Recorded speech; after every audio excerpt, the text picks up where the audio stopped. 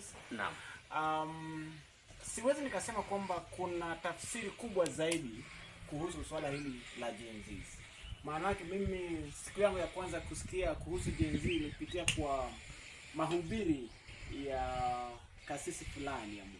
Alipokuwa anaelezea kinagaubaga kuhusu vitengo hivi tofauti tofauti za the generation, vizazi ambavyo vimekuwepo tangu jadi.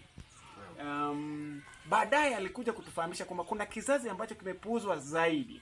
Kizazi ambacho kulingana na mtazamo wangu hapa nchini Kenya ni kizazi ambacho hadi sasa wako chuoni na wengine wao wachache wameingia katika masuala ya kufanya kazi, lakini kama interns, wale ambao bado wanajulikana kama interns, yani hawajaajiriwa vile vile.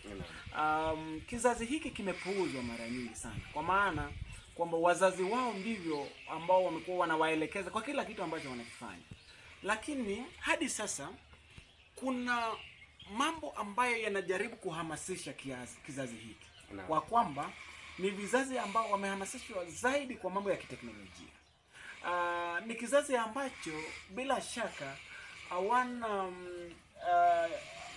jambo hili ambalo linaitwa ukabila, kwa maana kwamba wanatabu sana kule kwenye mtandaoni, na kulingana na wao kila mmoja ni ndugu ya mwenzake.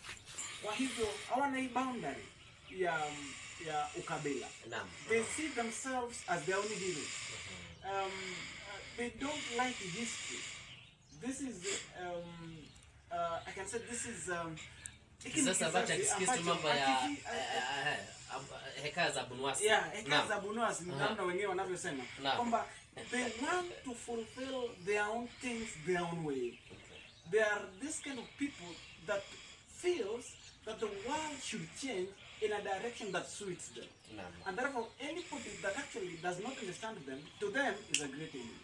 I think that is my main tafsiri ya Gen Z. Bila shaka umeanka jinsi yanavyokisiwa kuwa unajua hata mimi mwenyewe umefanya nikaelewa zaidi. Sikuwa nafahamu kama hiyo ndio asili ama fasili ya kweli ya hii kizazi cha Gen Z, Generation Z wanavyoita wale wang'enge. Naam, kwa hivyo serikali imekuwa ikiwapuuza. Hivyo ndivyo nimeweza kunukuu. Nilivyozungumza, imekuwa ikiwapuuza. Imewapuuza kwa muda mrefu.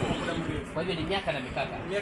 Na maisha hiki ni kizazi ambacho kidogo kimepata upekuzi na uvumbuzi wa simu ama mtandao, unaona wao mara nyingi wanatokana na mitandao ya kijamii, ushirikiano wao katika mitandao ya kijamii.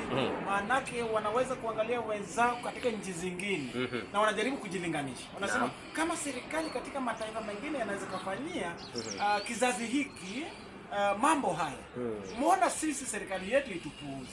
Unaona? So that is the big question that we've been battling about. Why are we not actually recognized in our own government? Even though this kind of government, if you study the way the government has always been informed and formed, you realize that government for so long has trusted people that have lived in the system for some particular period of time. These are people that actually can narrate histories about particular events.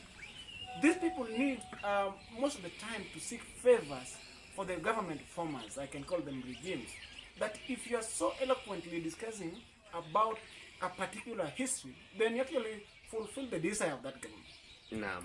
But these people are coming with another different